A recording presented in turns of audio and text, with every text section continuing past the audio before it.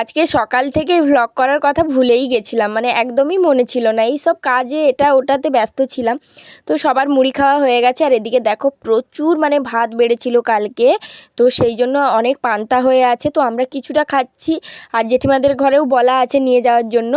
তো কি বলো তো, মানে কালকে রাত্রে তো সবাই খাওয়া হয়েছে, কিন্তু খুব অল্প পরিমাণে, কারণ দুপুরে যেহেতু সবাই অনেকটা দেরি করে খেয়েছে। আর এখানে দেখো আমাকে কতটা ভাত দিয়েছিল, আমি আবার মাসিকে কমিয়ে দিয়েছি। আর আমাদের এই পান্তা ভাতে কী কী মেনু আছে তোমাদেরকে বলি। আমি আর মাসি মিলে মাছ ছাড়িয়েছিলাম, তো মাছ মাখানো আছে, চপ মাখানো, আলু, মানে কি নেই সেটাই আর কি। আর কালকের যে চচ্চড়িটা হয়েছিল, তো সেটা এতটাই খেতে ভালো হয়েছিল, সেটাও নেওয়া হয়েছে। তার সঙ্গে তো আছে চিকেন। আর আমার মেসো আমাকে সারাদিন মানে রাগাচ্ছে যে বুড়ি তুই মরেই যাবি, কারণ আমি বুড়ি বললাম, কারণ হচ্ছে আমাকে সবাই বুড়ি বলেই ডাকে। বলছে তুই মরেই যাবি। আমি বলছি হ্যাঁ, খেতে খেতেই মরে যাবো আজকে, সারাদিন আমি মাংসই খাবো আজকে, এরকম করে মেসোকে রাগাচ্ছিলাম। তো এই যে দেখো সবার খাওয়া হয়ে গেছে, তারপরে আমরা খাওয়া দাওয়াটা করলাম। আর এদিকে দেখো রান্না বসে গেছে। আর এই জায়গাটা আগের বারে যখন এসেছিলাম তখন না মাজা ছিল না, এই যে সুন্দর করে স্নান করে দিয়েছে, আর দারুণ হয়েছে রান্নাবান্না করার জন্য জায়গাটা। তো এই যে দেখো মাটির উনুনটা আছে, মাটির নয় মানে সিমেন্টের। তো এইদিকে দেখো আমার মাসিকে বললাম, মাসি তুমি আজকে আলু পোস্তটা বানাও, অনেক দিন আলু পোস্ত মানে তোমাদের কারোর হাতে খাইনি। তো মাসি বলল ঠিক আছে।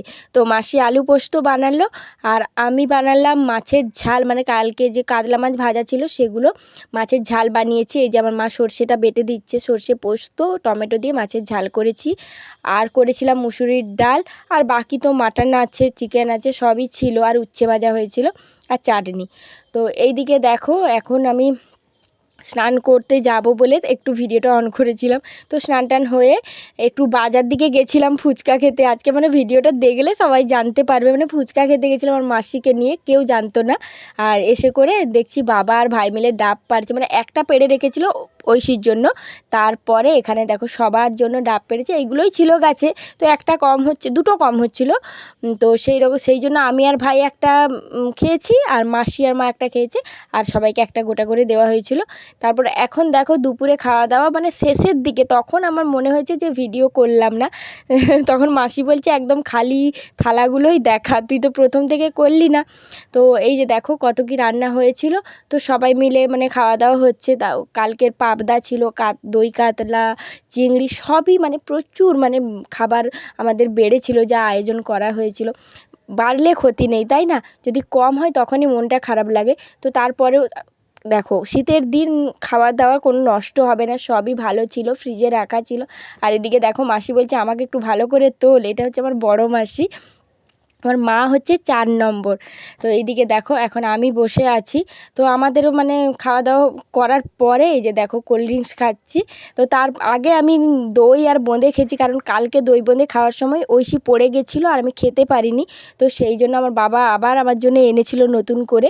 তো সেইগুলো খাওয়া দাওয়া করার পরে আমি বলছি আজকে আর আমি যেতেও পারবো না, আর বাঁচবও না মনে হচ্ছে, কারণ সকাল থেকে আমি এত খেয়েছি।